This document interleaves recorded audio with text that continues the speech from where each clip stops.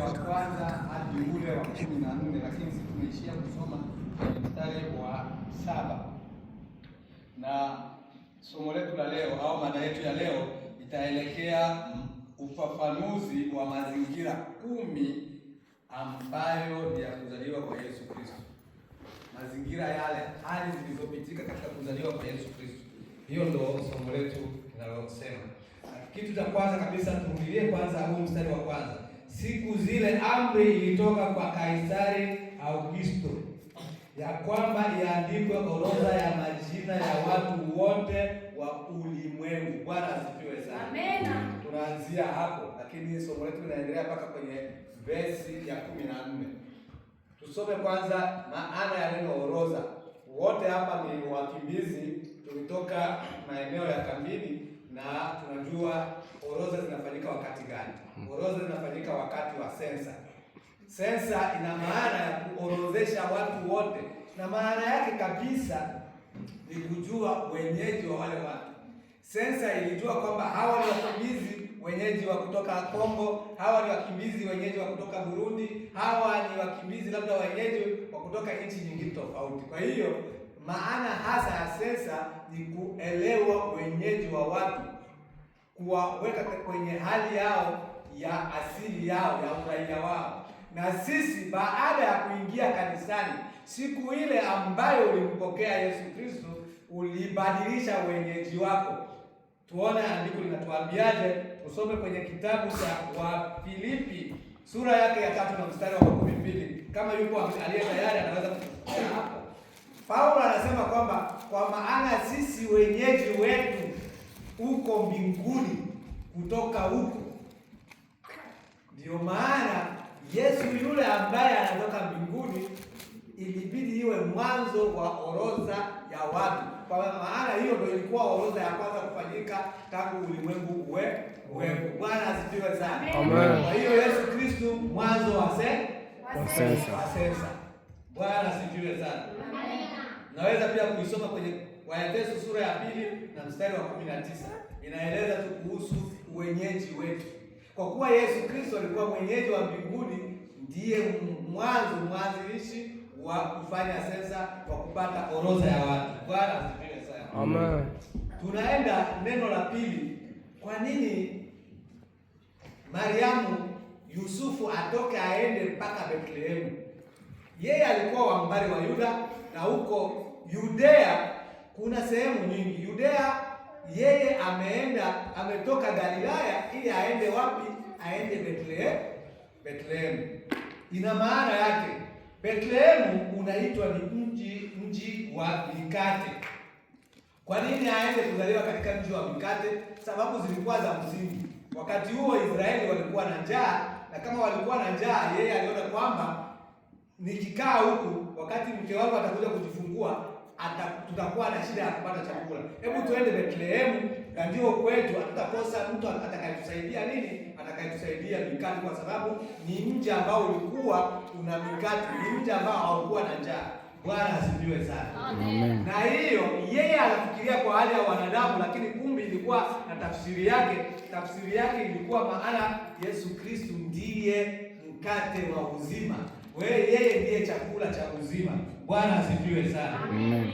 Tunaona hiyo katika kitabu cha Yohana sura yake ya 6 mstari ule wa 13 na hadi ule wa 15. Yesu mwenyewe anajitambulisha kwamba mimi ndimi chakula cha uzima. Na pia kwenye mstari wake wa 16:3 anatafsiri, anasema kwamba mnajisumbua na chakula. Nilikuwa nimeshawaambia kwamba mwanadamu hataishi tu kwa chakula, bali ataishi kwa kila neno litokalo kwa kinywa cha Mungu. Bwana asifiwe. Amen. Na mimi tena nawaambia, roho ndiyo iletayo uzima, mwili haufai kitu. Na maneno haya ninayowaambia ndiyo roho. Bwana asifiwe sana. Amen. Kwa hiyo Yesu Kristo alikuwa na maana ya kusema yeye kama mwili wake. Kwa maana Waisraeli wakati huo na wanafunzi wake walimkimbia alipowaambia kwamba mle mwili wangu, akasema huyu bwana amechanganyikiwa. Inawezekanaje tule nyama ya mtu? Kwani sisi wachawi? Kwa hiyo inaonekana ni lugha ya fumbo. ndio maana tunaifafanua. Kwa hiyo watu walimkimbia Yesu, hata na wanafunzi wake. Kwenye verse ya 16:7 anamuuliza Petro, Petro, watu wote wanakimbia, na wewe unaenda? Petro akamjibu kwamba nitoke niende wapi? Na tunajua kwako ndiko kuna maneno ya uzima. Bwana asifiwe sana. Amen. Yesu hakuwa anasema kuhusu nini? Kuhusu mkate ule ambao sisi tunaenda kununua sokoni. Alikuwa anasema kuhusu mkate, neno lake liletalo uzima. Bwana asifiwe sana. Tumemaliza na neno Bethlehemu, twende kwenye wakati. Wakati wa Mariamu kujifungua ukawa umefikia. Kama wakati wa Mariamu kujifungua ulifikia, wakati una maana gani kwetu? Wakati wa Mariamu kujifungua, anakuja kujifungua, anamzaa nani? Anamzaa Mwokozi, ndiye Kristo Yesu. Anamzaa mtu ambaye anaitwa Mungu pamoja na sisi. Bwana asifiwe sana. Kwa hiyo Mtume Paulo analeta fafanuzi ya kuhusu wakati katika Wakorinto wa pili sura yake ile ya 6 mstari wa kwanza hadi ule wa pili. Naomba mtu mmoja mwenye kuwa tayari aweze kusomea hapo. Inasema kwamba tusiipate neema bure, wakati wa wokovu ndio huu. Bwana asifiwe sana. Tunatakiwa kufanya kazi ili tuweze kustahili wokovu wetu. Naomba usome Wakorinto wa kwanza ngapi? Wakorinto wa pili sura ya 6 mstari wa kwanza hadi ule wa pili. Wakorinto wa pili sura ya 6 mstari wa kwanza mpaka mstari wa 2. Wa pili tu. Okay. Nasi tukitenda kazi pamoja naye twawasihi usipokee neema ya Mungu bure. 2. Kwa maana asema wakati uliokubalika nalikusikia, siku ya wokovu nalikusaidia. Tazama, wakati uliokubalika ndiyo sasa. Tazama, siku ya wokovu ndiyo sasa. Amen. Labda niulize, kuna mmoja wetu, kuna mtu ambaye bado anaingia ibadani kwa sababu ni fursa ya kwenda kujiburudisha, ni fursa ya kwenda kuonana na fulani, lakini haujampokea Yesu Kristo. Wakati wa wokovu ndio sasa. Mkubali Yesu Kristo, mpokee Yesu Kristo kuwa Bwana na Mwokozi wa maisha yako, ili uweze kupata uzima wa milele, ili uweze kupata wokovu kutokana na dhambi zako. Bwana asifiwe sana. Amen. Alafu sasa Yesu, Mariamu anapata mtoto wake. Mtoto huyu anamvika nguo za kitoto, alafu anamlaza katika wori ya kulia ng'ombe, kwa sababu hawakupata nafasi kwenye nyumba ya wageni. Naomba niende kwanza na neno wori ya kulia ng'ombe. Sijui kama mnaifahamu, mimi nishawahi kuiona. Wori ya kulia ng'ombe ni kitu kinachofanywa kama kamtumbwi kadogo hivi, na kale kamtumbwi kazi yake ni kuweka chumvi mle na vitu vingine wanaita nini, ambavyo wanapatia ng'ombe ili waweze kula vyakula vile. Yale majani ambayo yameshakaushwa yanachangwa na chumvi, yanawekwa mle. Ng'ombe au mbuzi au kondoo wanakuja kula mle ili wasiweze kuchanganya na nini, isiweze kuchanganyika na udongo, kwa sababu ikichanganyika na udongo itakuwa haifai tena. Basi wanafanya hivyo. Kwa hiyo Yesu amelazwa mle kwa sababu yeye mwenyewe ndiye chumvi ya ulimwengu. Na yeye hajaishia kusema yeye peke yake, anasema ninyi mliompokea Yesu Kristo, sisi pamoja na mimi, sisi wote ndio chumvi ya ulimwengu. Anauliza katika Mathayo sura yake ya 5 mstari wa 13, anauliza inafaa nini chumvi ikiwekwa kwenye udongo? Haitafaa kabisa, kwa sababu ukijaribu kuitafuna italeta hali si ladha tena, bali itaanza kukusumbua kwenye kutafuna kwenye meno yako. Kwa hiyo haifai kabisa, inatakiwa sasa ifanye nini? Itupwe. Kwa hiyo ili kuwa chumvi inatakiwa iwekwe kwenye chombo maalum ambao akiweza kufanya kwamba hiyo chumvi iweze kuchangana na udongo. Ndio maana Yesu akalazwa kwenye hori ya ng'ombe. Bwana asifiwe. Amen. Amelazwa katika hori ya ng'ombe kwa sababu yeye mwenyewe ndiye chumvi na yeye mwenyewe anaishia hapa, anasema na sisi tuko chumvi ya ulimwengu. Bwana asifiwe sana. Amen. Tunaweza kulisoma hilo tena katika Luka sura ya 14 mstari wake ule wa 34 hadi ule wa 35. Bwana asifiwe. Amen. Alafu tunakuta neno nyumba ya wageni. Nyumba ya wageni ni nini?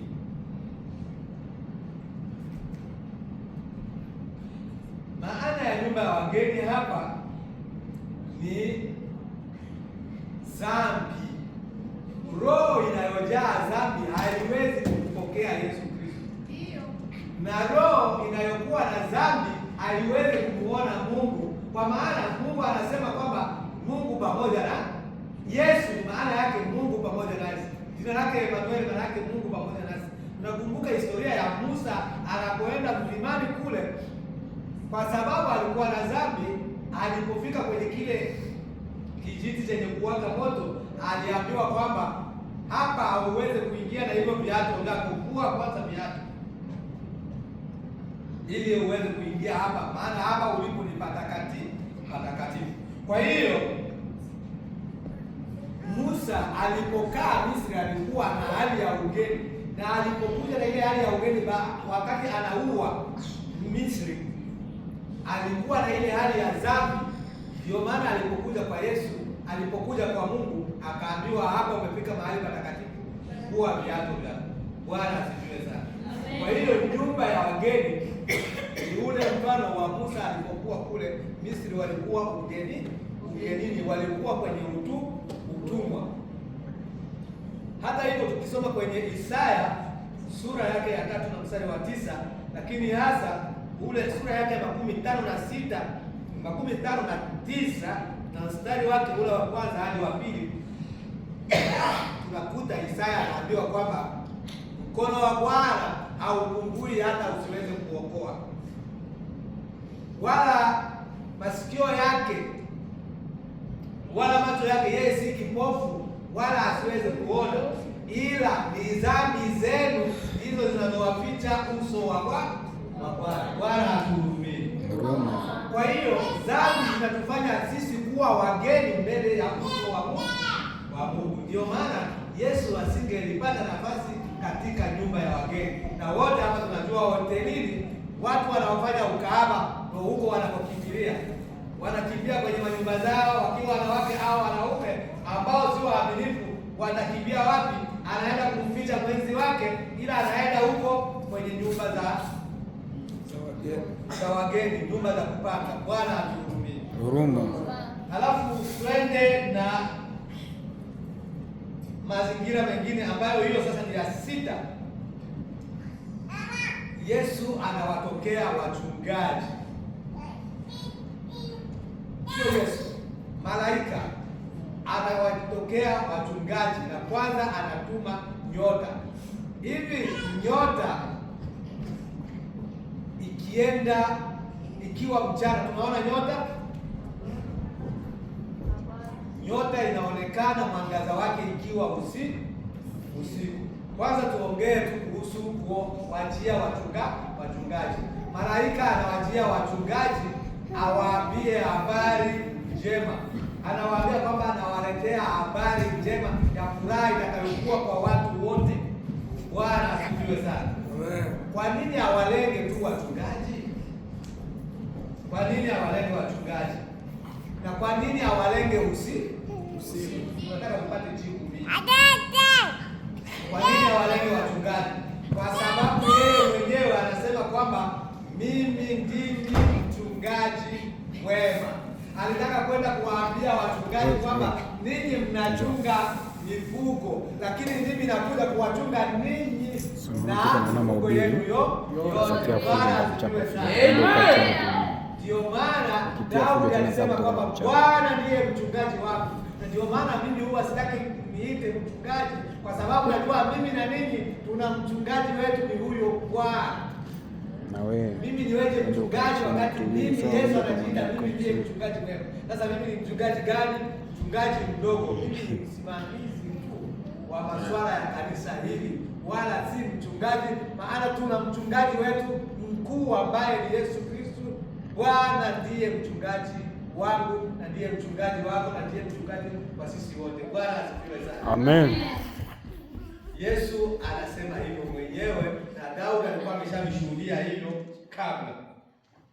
Sasa tunakuja usiku ili usiku ilikuwa na maana kwamba kwa sababu wachungaji kuchunga usiku ni kwamba walikuwa wameenda kukaa kule. Huo usiku mara nyingi mifugo inakaa tu kucheua. Wao wanakaa na mifugo kule. Labda sehemu za nyumbani hakuna tena majani, wanaenda nayo kwenye sehemu ambayo kuna mbugani majani ya kutosha kwa ajili ya mifugo. Sasa huko kuliko kuwafikia mchana, yeye anawafikia usiku. Hebu tupate picha mbili hapa. Kitabu cha Mwanzo sura ya 1 mstari wake ule wa 3 na wa 4 inasemekana kwamba mwanzoni nchi yote ilikuwa giza. Mungu akaona kwamba giza siyo njema, akatenganisha giza, akaweka na nuru, akaamuru nuru iwe. Na hiyo nuru ndiye Yesu Kristo. Maana yeye mwenyewe anasema kwamba mimi ndimi nuru ya ulimwengu. Bwana asifiwe sana. Amen. Hakuishia yeye tu. Tunaenda kwenye Mathayo sura ile ya 5 mstari wake wa 14 hadi ule wa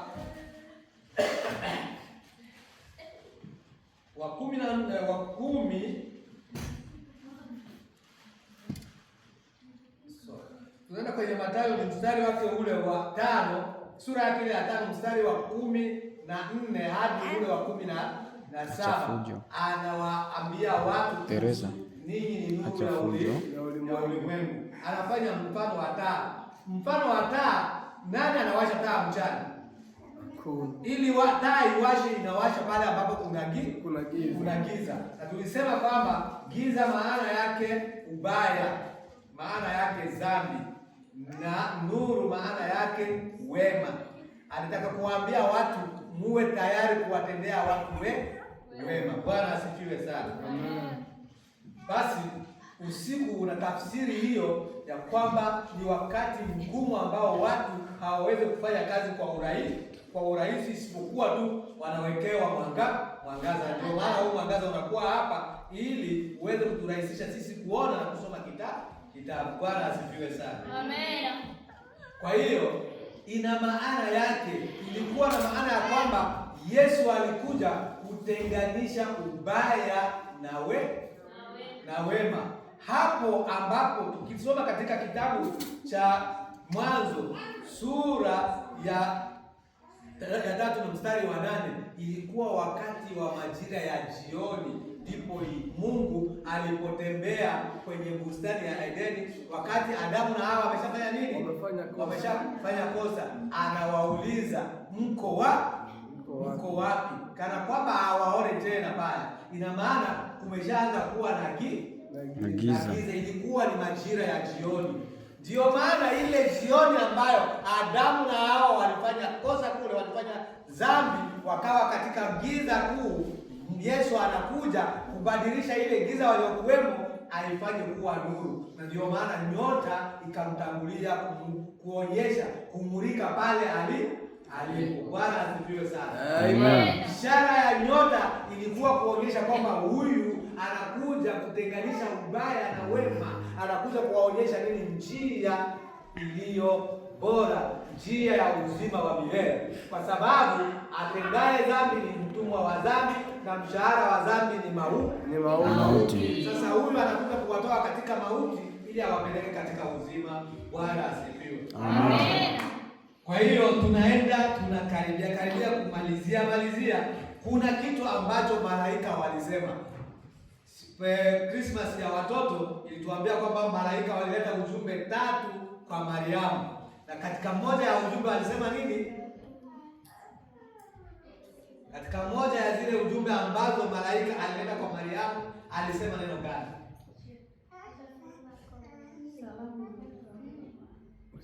Ndiyo, salamu, usiogope Mariamu. Wewe ambao umejaliwa neema, usiogope Bwana asifiwe sana. Amen. Malaika huyu aliyekwenda kuambia wachungaji, aliwaambia na wachungaji, kwa sababu wachungaji walipoona ule mwangaza, ule utukufu, wakapata hofu, wakawa na hofu kubwa. Akawaambia msihofu, ina maana msiogope, kwa maana nawaletea habari njema, habari njema ya furaha itakayokuwa kwa watu wote. Bwana asifiwe sana. Amen. Hiyo habari njema inakuwaje? Habari njema ni kwa sababu anayezaliwa, maana yake Mungu pamoja nasi. Na Mungu tunamuita ni nani?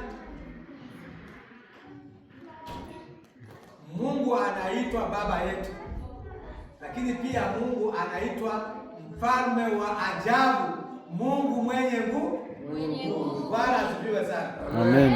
Soma kitabu cha Isaya sura yake ile ya 9 mstari wa 6, tunakuta anasema kwamba atakayezaliwa ataitwa jina lake mfalme wa ajabu, Mungu mwenye nguvu. Hivi mfalme akiamuru ufe, tunakufa mapema. Akiamuru yaani ufunguliwe au upone, si unapona? Kwa hiyo yeye ni mfalme wa ajabu, na maana ana amri zote. Akitaka uwepo utakuwa, akitaka. Hiyo ndo maana anasema kwamba msiogope endapo ni wachawi, msiogope ni nani, kwa maana mliye naye ana nguvu kuliko hao wote. Bwana asifiwe sana. Kwa maana ya kwamba msiogope, na neno usiogope, naomba niwaambie, limo katika Biblia mara 365. Linatosha kwa kila siku unapoamka. Ninakwambia usiogope. Usiogope shida yako, usiogope nitakula nini, usiogope nitavaa nini. Mungu anajua hiyo, bali wewe utafute ufalme wa mbinguni na haki yake kwanza, hayo mengine yote mtazidishiwa. Bwana asifiwe. Amen.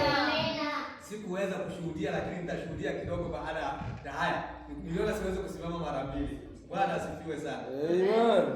Alafu sasa tunakuja neno ambalo lingine ni kuvika. Kuvika. Kwa nini Mariamu kamvika mwanaye nguo za kitoto? Kwa nini hakumwacha uchi? Kwa nini hakumwacha uchi? Kwa nini akamvika? Ina maana gani kuvika? Hivi tunakuvika nguo, tuna maana gani? Ndio tunaficha aibu, lakini maana kubwa, baridi simsumbue mtoto. Tunamlinda na magonjwa itokanayo na baridi. Bwana asifiwe sana. Amen.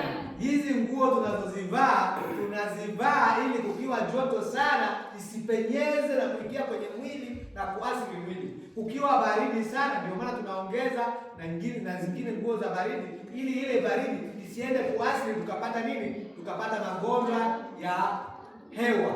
Kwa hiyo nguo ni kinga. Bwana asifiwe sana. Amen. Ndiyo maana Yesu alipotaka kupaa kwenda mbinguni aliwaambia wanafunzi wake, tutasoma hiyo kwenye Luka sura yake ile ya 24 na mstari wa 49, kwamba kaeni mjini, mimi naenda kwa Baba, lakini sitawaacha ninyi yatima, naja kwenu. Lakini wakati sijaja mimi kwenu, au wakati mimi nitakapokuja kwenu, nitamuomba Baba ili awatumie msaidizi mwingine, mtavikwa nguvu. Bwana asifiwe sana. Amen. Kwa hiyo kuvikwa ina maana ya kupewa nguvu. Mtavikwa nguvu atakapoajilia Roho Mtakatifu juu yenu. Kwa hiyo kuvikwa ni kupewa uwezo wa Roho Mtakatifu. Naomba wote mpende kupewa Roho Mtakatifu. Nataka wote muwe na furaha, muwe na hamu ya kupata Roho Mtakatifu. Na hauwezi kupata Roho Mtakatifu kama una dhambi ndani yako. Bwana asifiwe sana. Kwa hiyo tufanye hatua kuachana na dhambi ili Roho Mtakatifu aingie ndani yetu. Akishaingia ndani yetu, tutakuwa na nini? Tutakuwa na nguvu. Bwana asifiwe sana. Na mazingira ya mwisho ni yule malaika walikuwa wakiimba. Ndio maana tunakuwa hapa kuimbia Mungu. Ndio maana tunafanya ibada wakati wowote, kwamba atukuze Mungu juu. Tunampa Mungu utukufu, atukuze Mungu juu, na duniani iwe amani kwa watu aliowaishia. Bwana asifiwe sana. Nini maana ya amani? Maana ya amani ni kutokuwa na uoga. Amani ni pale ambapo unakuwa na ujasiri wa kuweza kupigana na hali yoyote ile inayokabiliana na wewe. Hiyo ndio amani halisi. Amani sio kukosekana kwa vita. Amani ni kuwa na nguvu za kupigana na vile vita na kuvishinda. Ndio maana wanaongea lugha ya Kifaransa, wanasema kwamba anayependa amani anaandaa kwanza nini? Anaandaa vita. Ndio maana Mtume Petro akawaambia watu kwamba vaeni silaha zote za Mungu mpate kushindana, mpate kuzishinda hila za huyu mwovu Ibilisi. Mpingeni shetani naye atawakimbia ninyi. Anapowakimbia ninyi, mnabaki na nini? Mnabaki na amani. Unajua shetani hatuache na ukimya. Shetani alimwendea Ayubu, alienda kwa Mungu. Unapata nini hapa? Eti natoka kutembea huko duniani. Ulimuona mtumishi wako Ayubu? Ndio, nilimuona. Ni kwa sababu wewe unapatia nguvu, ndio maana akasema mwili wake huo, lakini mimi roho nailinda. Lakini pia shetani alimtokea Yesu Kristo alipokuwa wapi? Alipokuwa katika maombi ya kifungo ya siku 40. Alipokuwa ana dhiki, ana njaa, sasa unasema kwamba ni mwana wa Mungu. Kwa hiyo neno la mwisho tu la Yesu alisema, nenda zako shetani. Alimpinga shetani, akamwambia imeandikwa. Shetani anakuja na imeandikwa, na yeye anamwambia imeandikwa, usimjaribu Bwana Mungu wako. Alijua kwamba yeye ni Bwana Mungu wako. Na sisi tuliumbwa kwa mfano wa Mungu, tuna ule uwezo wa Mungu ndani yetu. Naomba haya mazingira 10 ya kuzaliwa, ufafanuzi wa haya mazingira 10 ya kuzaliwa kwa Yesu Kristo iweze kutulinda katika maisha yetu ya kupambana na shetani, na ya kuishi kwa amani, na ya kuishi kwa ushujaa na kwa ushindi wakati wote wetu wa maisha. Bwana alibariki neno lake.